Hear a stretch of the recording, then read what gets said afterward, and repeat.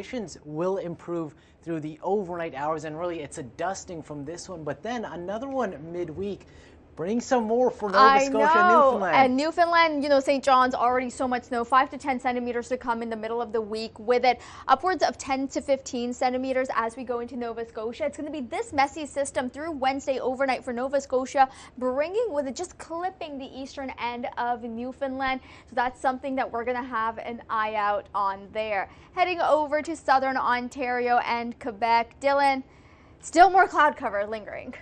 Yeah, that high pressure moving in, clearing things out, and with this, we're seeing some frosty temperatures, especially tonight. You can see those purples across southern Ontario. Monday's still cold, but you will notice southwestern Ontario already starting to climb back out of the freeze. I was just telling Dylan I might have to take a trip down to Windsor in order to get to that 1 degree. -5 in Toronto. This might be the end of the cold, hopefully for southern Ontario. But on the back end of this, as we take a look into northern Ontario, a little bit of snow on the way for their Monday morning. Yeah, looking at Marathon, Geraldton, just a touch, and then pushing into Timmins and Kapuskasing toward the end of the day. Jumping over to the prairies, there's a bit of a battle going on.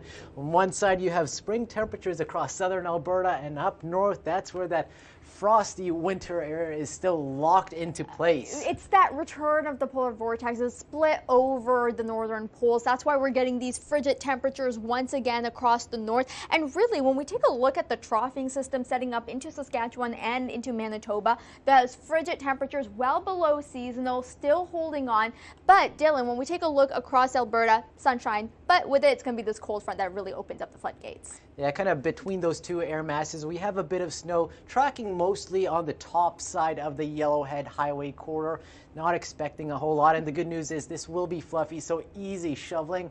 Generally less than 5 centimeters for Saskatchewan, Manitoba. Across northern Alberta, it's where we could be pushing that 20 centimeter mark. And that's because there's multiple systems that will be impacting Alberta, all thanks to the moisture that we have streaming in across the Pacific. Yeah, we can see it's mostly focused over California, but some of it pushing over onto the northern coast of BC, but the southern coast actually getting to enjoy some sunshine and mild temperatures for the time being, but that will change as we head into the work week. Absolutely. This is the high pressure that's really streaming all of that moisture towards the north, and with it, when we do take a look at some of the rainfall accumulation, what we're going to see over the next 7 days is that shift, the high pressure system moving out, and with it more rain on towards the south coast. And then for those skiers, you're not out of luck with this one. You actually will get more snow across the south coast and also across the Rocky Mountains.